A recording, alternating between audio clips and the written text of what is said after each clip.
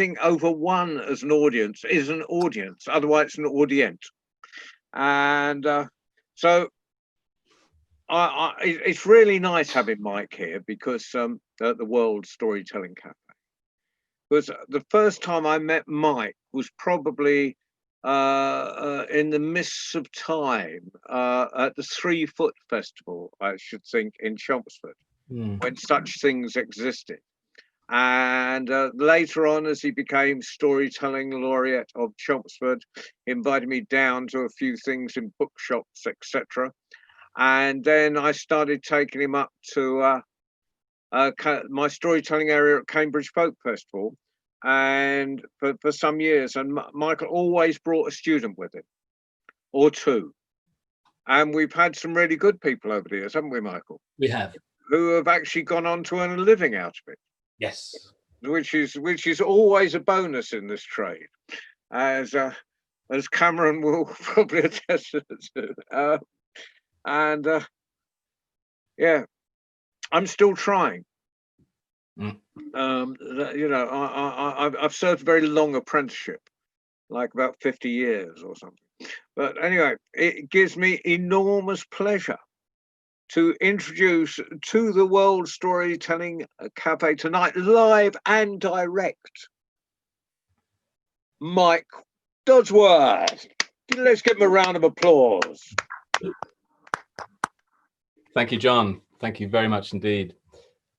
Now, I've got a couple of stories for you, and I hope you enjoy them. A couple of favorites.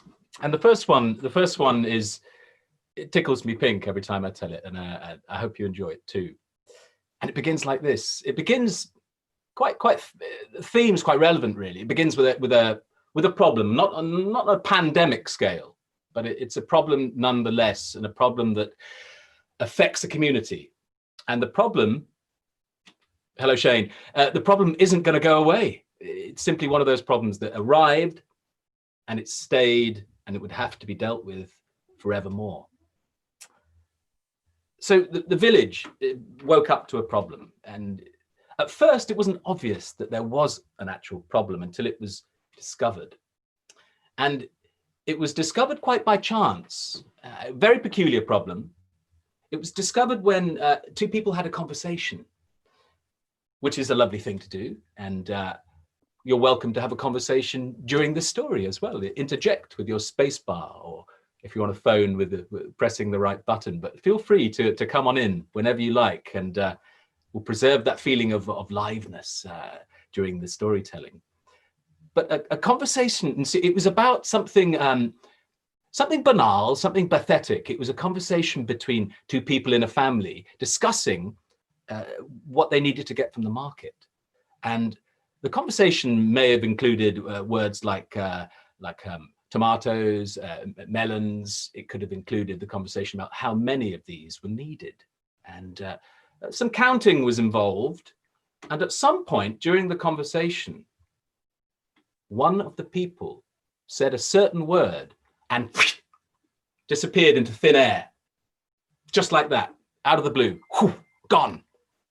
And it took that person 2 whole days to get back. 2 whole days. And they reappeared in the same spot that they'd disappeared from. And then presumably the conversation continued.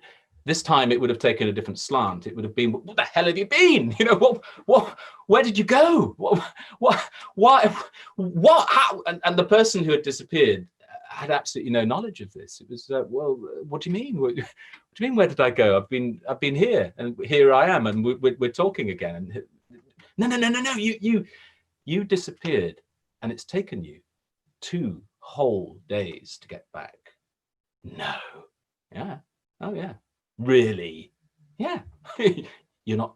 No, I'm not. I'm not joking. You disappeared in front of my eyes. Poof. And now you're back. Where did you go? I don't know. I don't know where I went. I mean, I've absolutely no idea. I've just been here. It doesn't fit. The person had disappeared for 2 whole days. And then it took a little while to rip.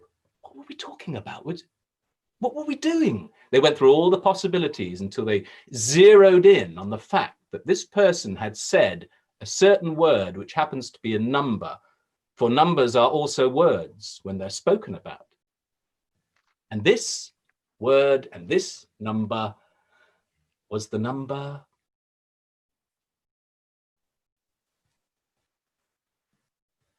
I mean, we could all say it together if you wish, and then see if it happens.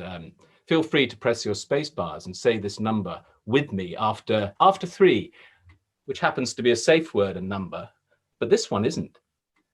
1, 2, 3. 5. Are we all here? We're fine. We're all here. It's all good. Unless, of course, you're not enjoying the story and you've skedaddled, but that's your prerogative. It was the number 5. Whenever it was spoken out loud, people disappeared, and it took them 2 whole days to return. Big problem. After all, the number 5 is used quite often in conversations, in every sphere of life, and every walk of life, and every tier of the village. Everyone would say it at some point. In the marketplace, bartering, exchanging money, at school, counting. It was used here, there, and everywhere. And people were disappearing here, there, and everywhere, and taking 2 days to get back. Now, after some time, the village began to realize they had a problem with this number. So they needed to find ways of saying it without actually saying it.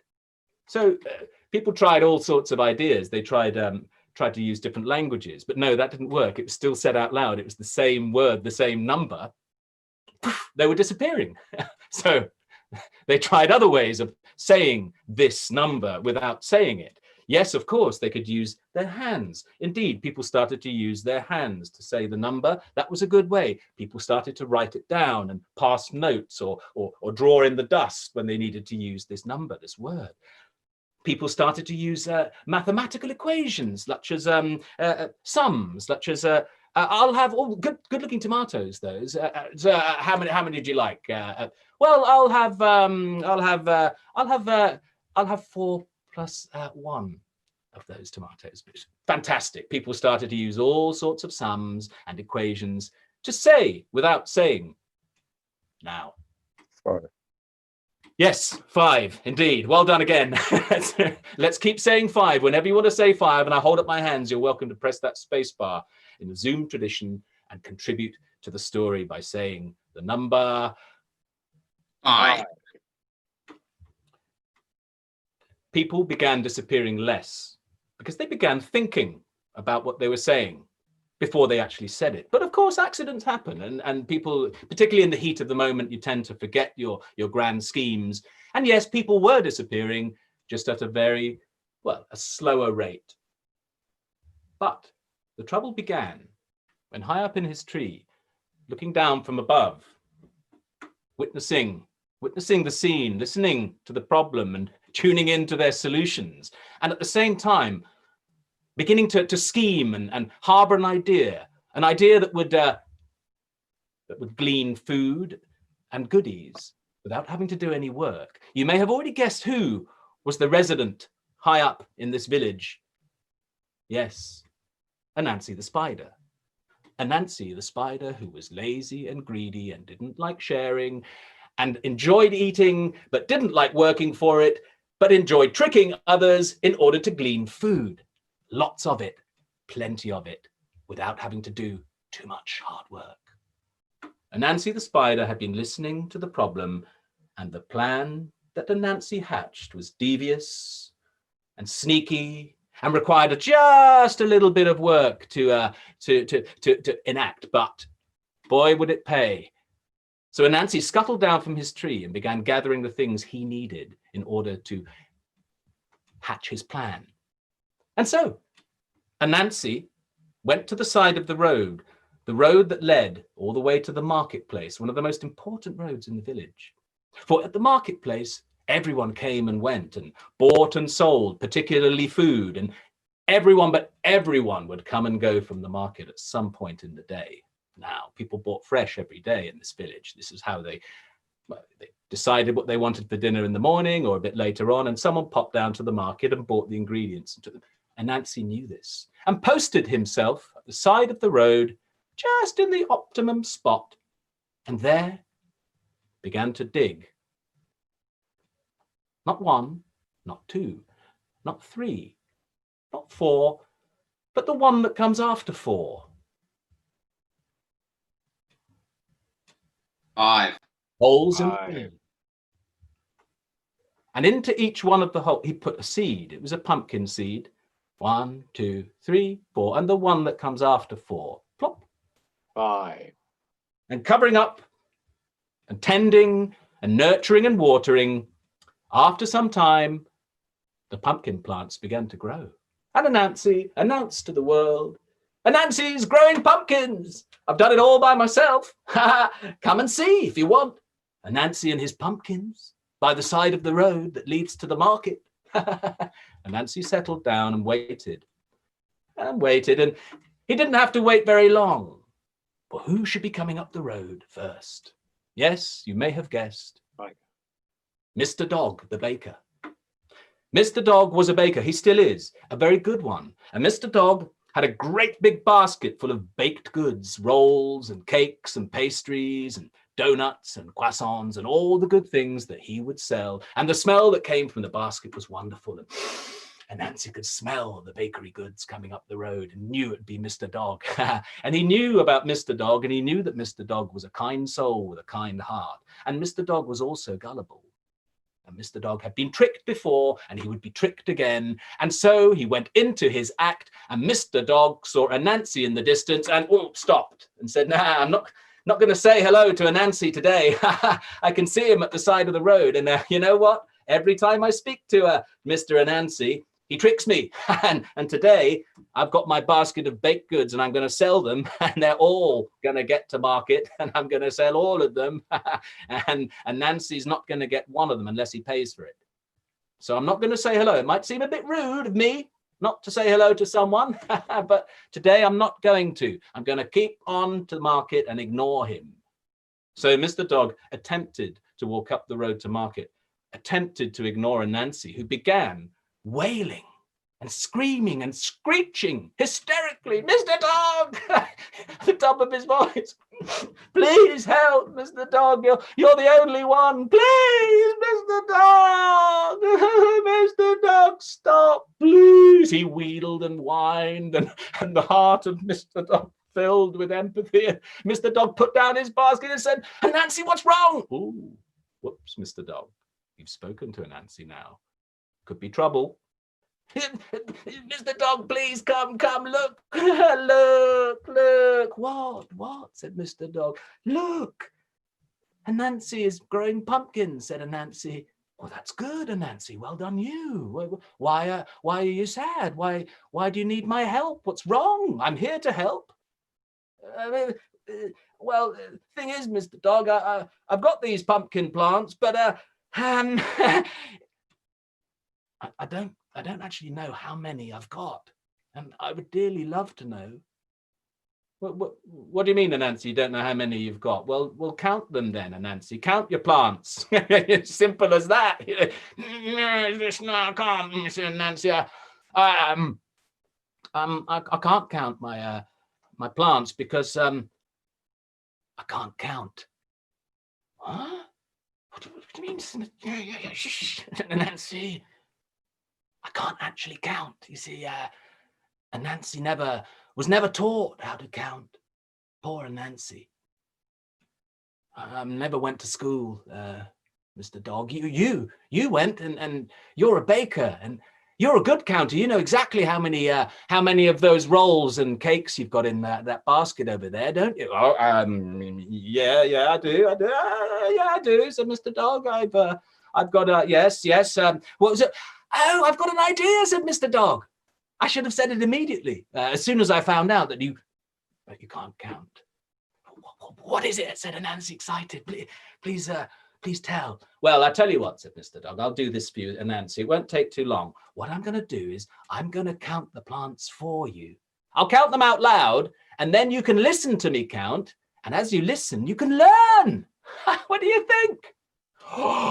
Oh, yeah, Mr. Dog, that's a really good idea, said Anansi. If you count out loud, I'll listen, and then I can learn each of the numbers. And then I'll know how many I've... Exactly, said Mr. Dog. Anansi, listen and learn. You have 1, 2, 3, 4, 5.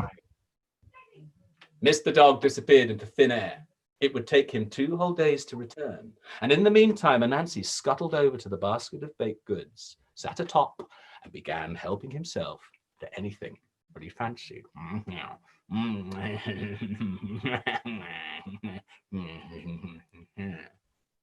Others came and went.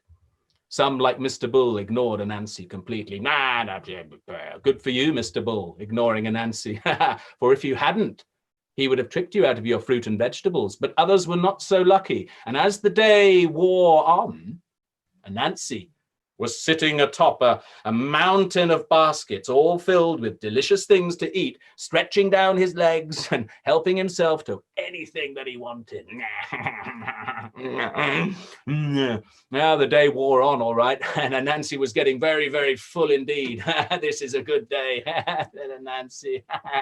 My trick's working really well. Well, it's getting late. Maybe the sun will be dipping below the horizon soon, and maybe it's time for me to scuttle back up my tree. And I'll have another day of this, for those I've tricked today will not be back for another day. And so I'll be. Oh, Anansi, what can you see in the distance, scuttling up the road quickly? Ah, yes, Mrs. Chicken. Mrs. Chicken. Clever Mrs. Chicken. Clever Mrs. Chicken was scuttling up the road. She had eggs to sell. She had many chicks to feed. Quickly, Mrs. Chicken, get to market and sell those eggs before it shuts. You'll have time if you hurry and scurry. And Mrs. Chicken began hurrying and scurrying up the road. Who should she see? Just in the middle distance there, sitting on top of a mountain of baskets filled with delicious things that didn't belong to him. And in front of some what looked like pumpkin plants, one. Oh, said Mrs. Chicken. I think I can see what Mr. Anansi's up to. There's one. I think it's high time this day that someone turned the tables on Mr. Anansi and played his own trick on him. But don't worry about me, said Mrs. Chicken. I know what I'm doing. Wish me luck. Off went Mrs. Chicken. As she neared Anansi on his mountain of baskets, Anansi began weeping, whining, and wailing, and going into his act, which was smooth and slick by this time. Hey, Mrs. Chicken, please. You're the only one. I'm so pleased it's you. Yes. What is it, Anansi? What is it? I'm here for you. I can help.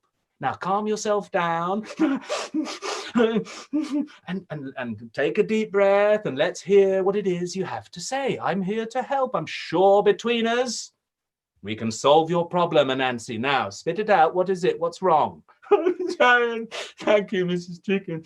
I see. I've got these pumpkin plants. You see them here. They're beautiful, aren't they? I've grown them all myself. It was a lot of work. It took a long time, and I'm really proud of them. But yeah. Mrs. Chicken, I'm sure you are proud of them. They're wonderful, and they're going to grow wonderful pumpkins now. And yeah, I know, but you could even sell them at market, couldn't you? Yeah, I suppose I could. But the thing is, Mrs. Chicken, the problem I have isn't the plants, it's the amount of plants. You see, that's not a problem, Anansi. You just need to count them. No, you see, and Anansi explained but he'd never learned to count. He didn't know how many he had. And I've got an idea, said Mrs. Chicken. Ah, yes, Anansi, all you need to do is sit back, listen very carefully, and learn. For I, Mrs. Chicken, will count your plants for you. Would you like that? Oh, yeah, said Nancy. I'd really like that. I'll be listening hard, I promise. I'll be learning too. You might have to do it once or twice or 3 times. We'll see how it goes, but yeah, I'm a good learner. Please do. Please count my pumpkin plants as loudly and as out loudly as possible, please, Mrs. Chicken. Very well, said Mrs. Chicken.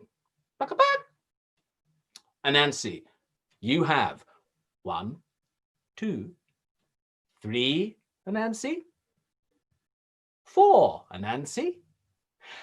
And the one that comes after 4, Anansi. What was that? Oh, Shall I? I'll go again. Twice. 1, 2, 3, 4, and the one that comes after 4, Anansi. Ah, the one that what? Again? What? Hey, what? 1, 2, 3, 4, and the one that comes after 4. That's wrong. What do you mean? What's wrong? Which one's wrong? That one. What, the one that comes after 4? That one's wrong. Yeah. Doesn't go like that. Oh, excuse me, Anansi. I'm the one who can count. You see, that's the one that comes after 4, Anansi. Can you say it after me? I don't want to say it after you. It's wrong. Wrong. No. It's right, Nancy. It goes 1, 2, 3, 4, and the one that comes after 4. No, it's wrong. It doesn't sound right. Doesn't feel right. I think it's wrong. You're wrong. Please do it again. This time, do it right. Oh, 1, 2, 3, 4, and the one that comes up. No, you're doing it again, said Nancy, getting worked up. This is wrong. It's not the one that comes after 4. It doesn't go like that. Yes, it does, Nancy. 1, 2, 3, 4, the one that comes after 4. Simple as that. Listen, learn, repeat after me. No.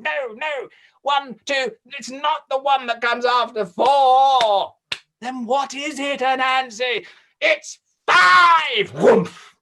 Nancy disappeared into thin air. It would take him 2 whole days to return. And when he did return after 2 whole days, there were no more baskets of good things left, for Mrs. Chicken had returned them to their rightful owners, empty, half full, and almost empty. And all Anansi was left with that day were his 1, 2, 3, 4, and the one that comes after 4, pumpkin plants. The end. Thank you very much.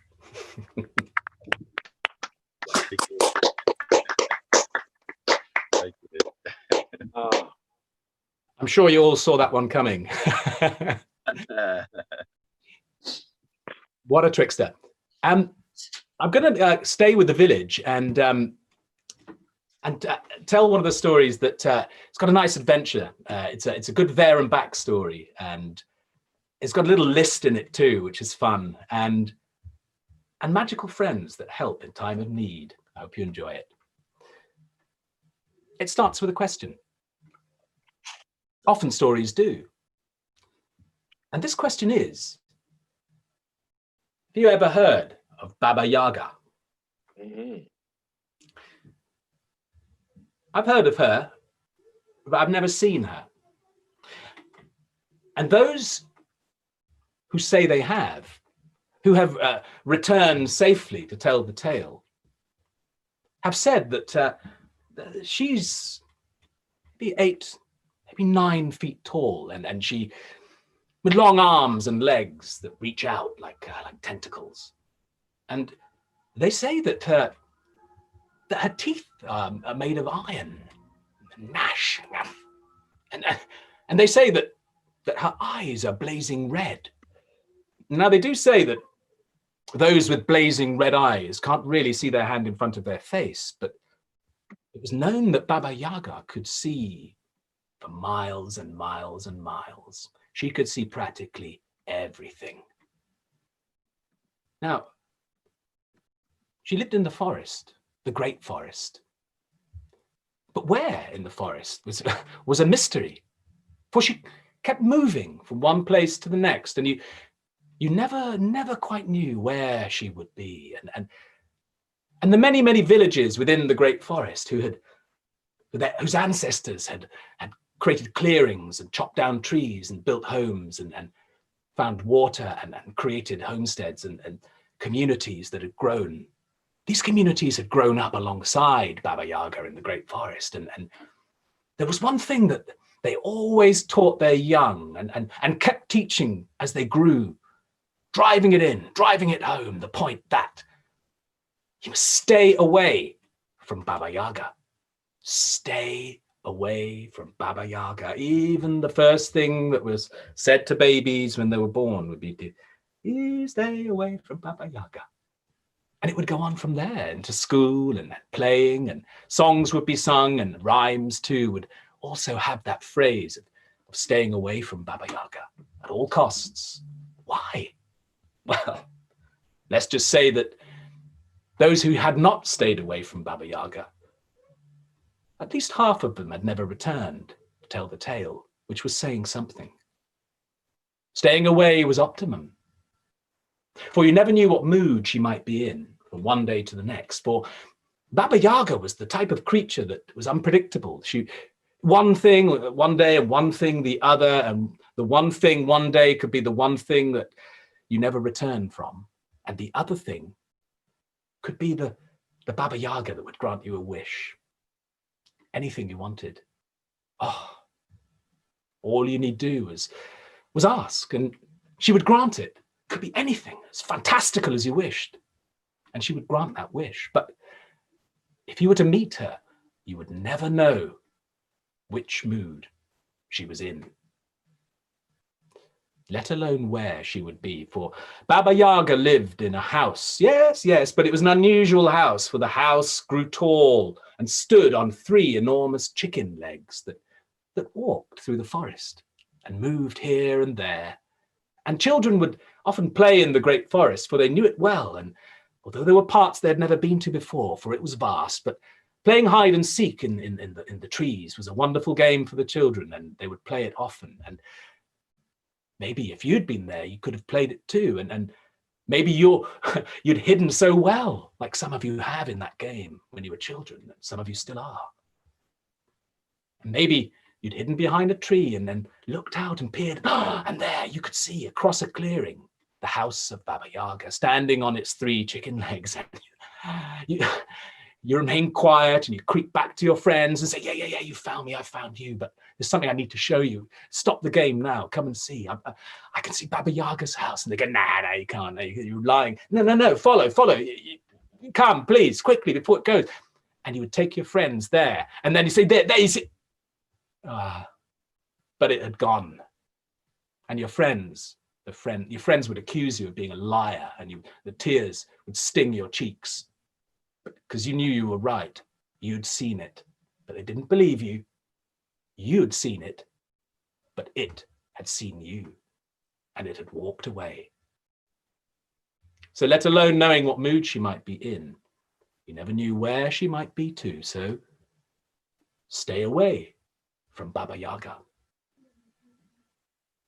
Although she had excellent eyesight and could see most things, she would sleep sometimes and rest.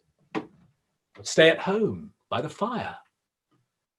And she would send out 3 pairs of eyes for her spies. And her spies came in the shape of 3 enormous geese that would fly in formation over the great forest, circling and looking. And they would be looking for one thing in particular. They would be looking for someone left alone. And they would swoop and pick up this person and take them to Baba Yaga. So all of the villages would keep an eye on the sky.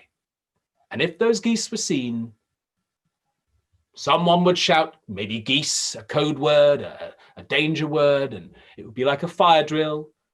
Everyone would disappear inside, making sure no one was left behind. No one. Or if they were, they would be taken and perhaps never seen again. Once upon a time, in a village in the forest, there lived a girl, not very old, maybe 10 years old. She had a mother and father and a baby brother who could crawl but not walk and could not yet talk. Her name was Elena, and the family lived well enough, and her mother and father would gather things from the forest and make beautiful brushes and baskets. They would weave and create and invent with the things that they found. And then when they had a cart full of these things, they would then leave the great forest to go to the town, and go to market and sell. And if they had a good day, they would return with provisions and a treat for Elena. And the baby too, who'd begun to eat solid food. And the treat that they would bring on a good day would be an enormous sack filled with sugar buns. Now, these buns are amazing. They're covered in sugar, they're round in shape or spherical if you wish, and you bite into one, they smell incredible, like the smell of donuts frying by the seaside. And you'd bite into them and you never knew what was inside, what filling there was. Sometimes sweet, sometimes savory, but they were delicious. Each one was delicious, and usually each one was different too. They were so special. Maybe apple and cinnamon, or maybe some chocolate or toffee or custard, or it's just wonderful things. And Elena loved them all and couldn't choose which one was her favorite. Well, one day, Elena's mother and father had decided to go to market. It was market day, and it was Elena's job on market day to stay at home and look after your baby brother. But today, instead of going outside, Elena, it was a beautiful day, by the way. It was maybe late spring, maybe early summer, and it was warm and there was a breeze. But you must stay inside today, Elena. Why must I stay inside on such a beautiful day? We'll be both missing out. Stay inside, Elena, because we've heard word from others from other villages that the geese have been seen recently, and we would not like you to be left outside. Please stay inside today. Open a window if you must, but do not go outside. Very well, she said. I promise I won't go outside. And she waved goodbye to her mother and father. And there, on the rug, her baby brother was playing happily. And Elena pulled up a chair and sat by the window and gazed out at passers-by, and then her friends came out to play after their breakfasts, and they're playing, and I'm stuck in. I'm not. Oh. Her friends began waving at her, and she sort of waved back, and I can't. They're sort of going, why? Come out. It's a beautiful day. Come out. They were, I can't. Why? I've got to look after my baby brother, and that's all. And her friends had a conversation with her with their hands, and eventually they came to the window and said, open the window, Elaine. She opened the window and they said, look, bring him outside, and there's plenty of us. We can all look after him. We won't tell your mum and dad. You'll be fine. And there's plenty of us, plenty of pairs of eyes. I mean, and we can play, and he can be in between. You can be in the middle of us. Maybe we'll have a circle. What do you say? Go on. Well, I'm not sure. So oh, go on. All her friends sang that she should come out, and all right, said Elaine. I'll come out. I'll bring him out, and we can all look after him. But he mustn't say. We promise. They said we promise. And she opened the door. Would you have gone out? Out she stepped into the sunlight with her baby brother, and placed him on the grass. He was happily playing in the grass, and the game around him was playing well and was getting better and better and better. And it became one of those games that got so good that all of the players played so hard that they forgot about anything. The only thing that would stop them playing would be their tummies getting hungry, or someone calling them in, and that might not be for ages yet. The game was a good one, a really, really good one. And it went on, and as good games do, this good game moved. It moved away from where it had started and evolved and transformed and developed into something even better, which involved the players moving here, there, and everywhere, and separating now and again, and certainly moving away from the circle where it had started, where a baby brother was playing happily in the grass. And as the game was being played and the players ignoring everything but the game was all. A grown-up voice shouted, geese. And with that, whoosh, everyone disappeared inside and began bolting doors and shuttering windows, and then making sure that Elena got inside too and slammed the door. And just as if in a trance. Everyone was trained to do this. And then she sat down on her chair, looked out of the window, and she realized she'd forgotten something. She'd forgotten the most important thing. She'd forgotten the one thing that she should have protected. Her baby brother was still outside, and she knew there would be no point looking for him on the ground. She burst out of the door, for she knew where he would be, and that would be up in the sky. And sure enough, the shape of 3 geese flying off over the deep part of the forest away from the village, and a tiny shape beneath being held between the 3 of them. And she watched as the geese took her baby brother far, far away over to the horizon, and then disappearing in the gloom. For the heat haze rises, and shapes mist and change and disappear. And she memorized the direction of which they were flying, and she knew that she alone must go in that direction, into the forest, and somehow bring him back, and somehow find Baba Yaga, and somehow rescue him. Would you have gone into the forest? She did. She approached the tree line and stepped foot into the relative darkness and moved deeper and deeper in the direction that she had memorized. She knew the woods and the deeper forest quite well, but she had never been as far. Never so far before. And on she went until she found herself in a place she'd never been. And she almost tripped and fell into a pond that had appeared there on the forest floor. And there on the banks of the pond, flapping in the mud and gasping for breath, there was a fish that should be swimming happily in the depths of the pond. And the fish managed to spoke to Elena and said, Elena, help me, Elena, put me back in the water. Elena said, I've got to go and find my baby brother. I must, but I've got time to help you. And she scooped up the fish gently, placed the fish into the pond, and the fish sank to the bottom, which fish will do once they've been out of water for a while.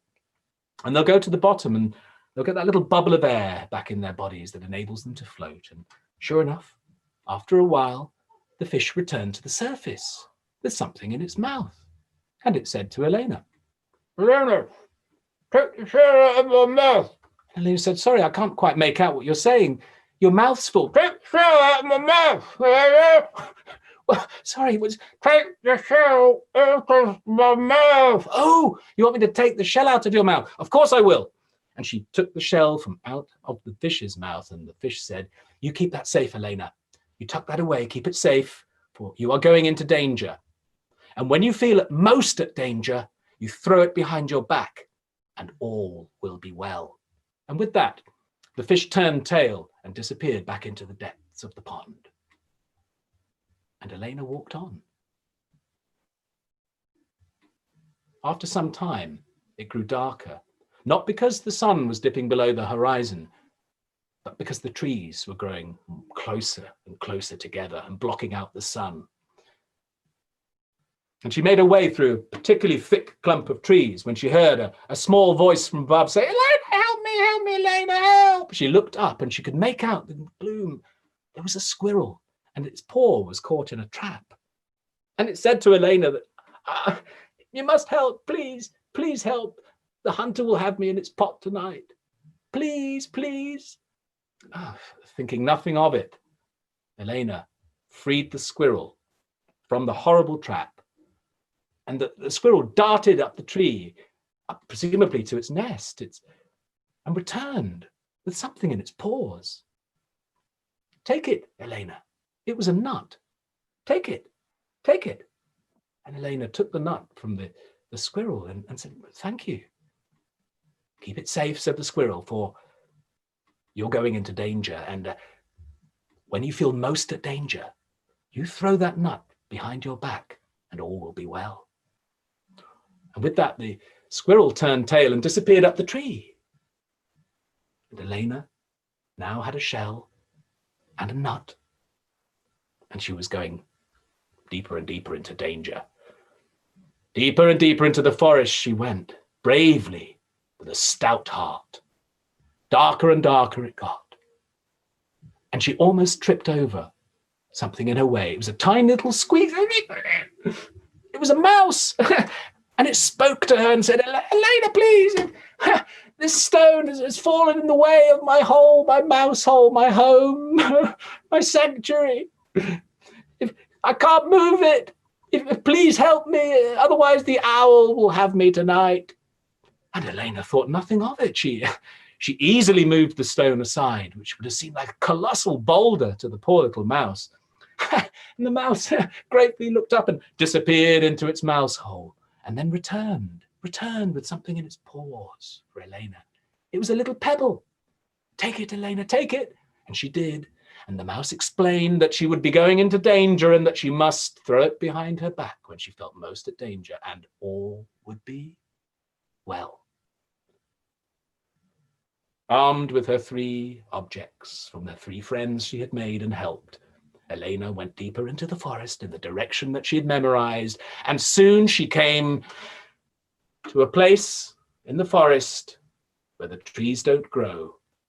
And if you go to the middle of this place and look up, you would see the sky and the sun shining. She came to a clearing. And at the other end of the clearing from her, still in the shadows, still in the shrubs and the low branches of the trees, there she could see, standing tall on 3 enormous chicken legs, the house of Baba Yaga. And instead of walking straight across in the bright sunlight, she began to edge her way around the clearing, keeping to the shadows, where she would emerge right at the point of the house and climb the great ladder unseen. For on the roof were 3 geese, with their heads beneath their wings, fast asleep. And a loud snoring sound was coming from the house, for Baba Yaga too must be asleep. What luck! She edged round the clearing, stepped out into the light, and began climbing up the ladder, rung by rung, until she reached the top, and she peered in, and there was Baba Yaga, stretched out, all 9 feet of her, maybe more, stretched out on a couch, fast asleep, with her mouth open and dribbling. She could see those iron teeth gnashing in Baba Yaga's sleep. She couldn't see the red eyes, for they were shut tight. But there on the floor, playing with some bones, her baby brother. And she beckoned to him to come and be quiet. And her baby brother gratefully came to Elena. He looked happy enough. And she picked him up. Oh, he was getting a big boy. And she climbed back down the ladder silently and swiftly. But instead of going around the edge of the clearing, she decided to take the quickest route and went out into the light again and across the clearing. And no sooner had she got halfway across than the geese woke up, and they began honking and screeching, and they woke up Baba Yaga, who emerged at the door and pointed with long bony fingers, "Bring me back my dinner, bring me back my boy." And at that point, Elena began to run, and she ran as fast as she'd ever run, back into the forest in the direction of her village. Keep running, Elena, run, don't look back. For Baba Yaga is tall and Baba Yaga is swift, and soon she will catch up with you. What will you do then?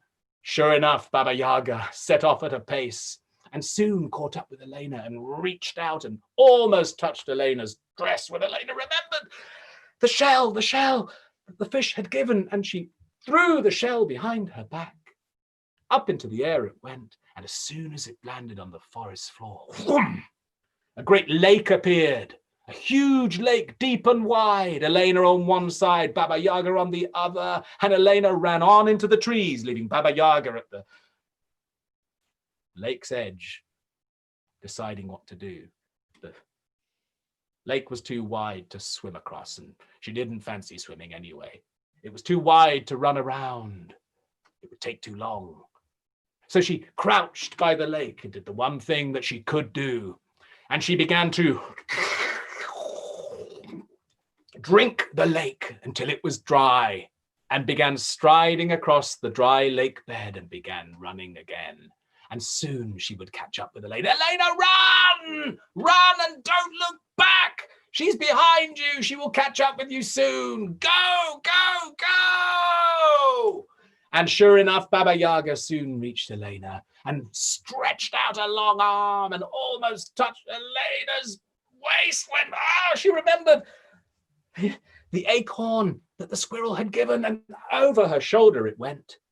As soon as it hit the forest floor, boom! A great wall of trees grew, so thick and high, and Baba Yaga ran smack into the wall of trees, reeling. Elena ran on the other side into the trees. Maybe she could reach the village before Baba Yaga got through. Baba Yaga picked herself up, looked up. It was too high to climb, too wide to go around. And she opened her mouth, gnashed those iron teeth, and began to eat her way through the trees. And soon she had gnashed and gnawed a great way through. Pushing her way through, she ran on again after Elena as fast as her legs could carry her. Run, Elena!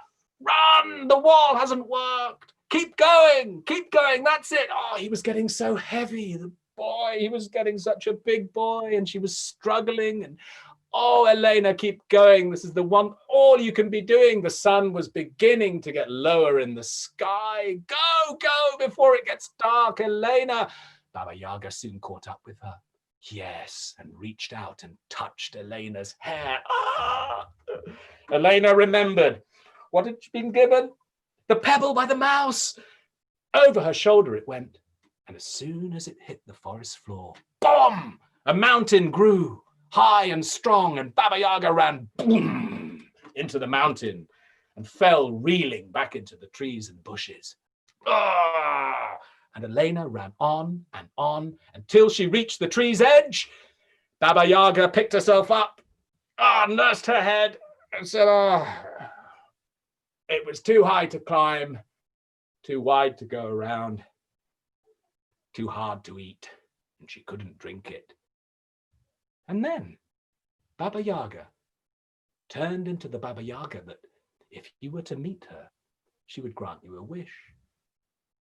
And a deer appeared, and a rabbit, and some bluebirds, and a butterfly fluttered above her head.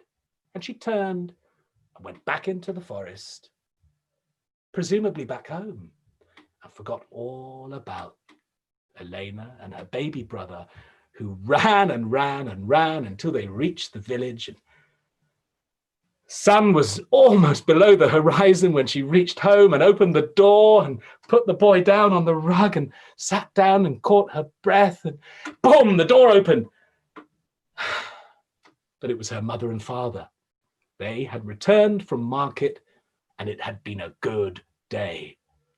And yes, they had brought a sack of sugar buns, which they shared immediately. And Elena began tucking in, and she was probably on her second or maybe third when she thought of those that had helped her in her adventure that day and how she had helped them. And then she thought of her baby brother. And it was him, in her mind, that she thanked the most. She thanked her lucky stars and him that her baby brother could not yet talk. The end. Thank you very much indeed, everyone, for coming along. Oh, that was a lovely telling, Mike. That was a gorgeous telling. Thank you. Thank you. Now, we'll have to get our own drinks, and if anyone's got a question or wants to say anything to Mike right now, he's he'll pretend he knows the answer. Exactly. Yeah. And probably isn't that right? I'm leaping in there, but it certainly is. It certainly is where Yulia lives in Transylvania. Absolutely, and I think she's really representative of the bogeyman. Really, that in every society, that kind of cautionary tale. Yeah. And Yeah, Mama Paduri, she kind of looks after, you know, as benevolent long as too, you as well. behave and don't muck about with her forest, Exactly. you're all right. Muck about with her forest, and you're in And it's trouble. wisdom, isn't it? Because don't go and get lost in the forest. You might not come out. You know, be safe and go with someone and know what you're doing, and don't pick those berries, or you know, it's good. It's good bushcraft. It's good folklore. Yeah, absolutely. Yeah. Thank you. I like that. I like the fact that you and Shane are talking in this kind of forum where we have people from Canada, people from Morocco, and you two are both in Chelmsford having a conversation. I think it's great. Yeah. Yeah, it's a bit mad. We live in the same town. Yeah. You can say hello to each other eventually. Exactly. And anyone else have anything they want to say or ask each other? I can see some old friends too. It's wonderful. Amazing to see people. Good friends of mine had to go because their newborn begun to get grumpy. I noticed that in the chat. That's life. That's the way it goes. I think that's the beauty of live storytelling. We don't mind that sort of thing. You come and go at your leisure. I think there's no real problem for a storyteller when that happens. You know, people come, they go, they make their choices, and that's a good thing. I think you know, it's sometimes difficult in a theatre, perhaps those sorts of environments to get up and leave. You know, but it's a good thing to do, I think. Well, yeah. Well, storytellers kind of get used to it, like poets. But there's especially given the open air stuff. Norman, we can't see you. Is your voice? You could this dismembered body send a voice in? At least to say hello. Hello. Oh, bugger.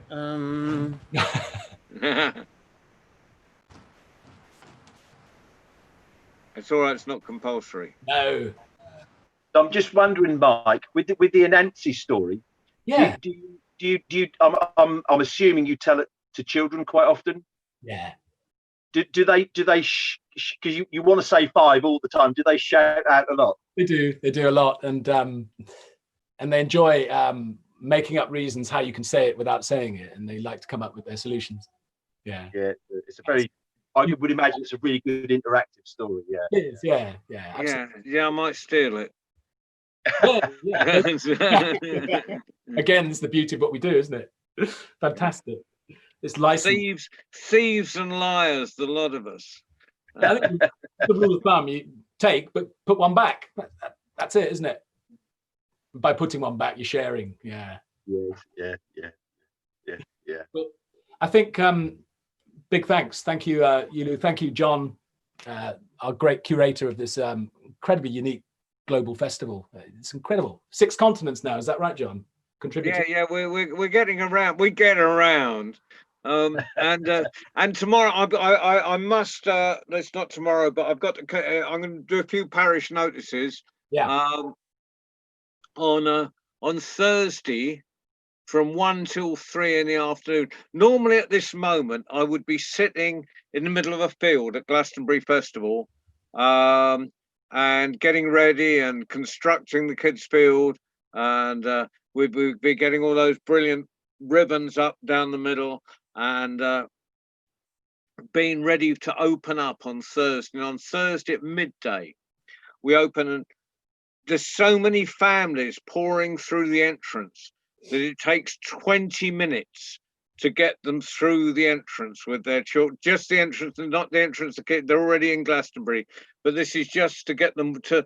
As we open the kids' field at midday on Thursday, it takes about 20 minutes for them to come through the gate, and we're sitting there greeting them. And there's a flock of seagulls up there with trumpets, and the orange and blue nuns are out there, and there's general craziness going on. And when they calm down, they come into my storytelling area.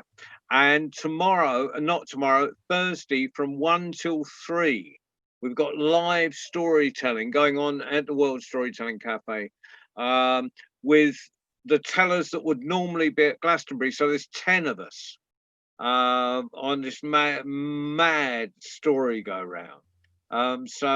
And it's going to be live. So anyone who wants to, come and watch us, you would be more than welcome. And if you can't be there, encourage any people with children to come there. We don't mind if they make a noise. We don't mind if they come and go during the 2 hours. But just as they would at Glastonbury.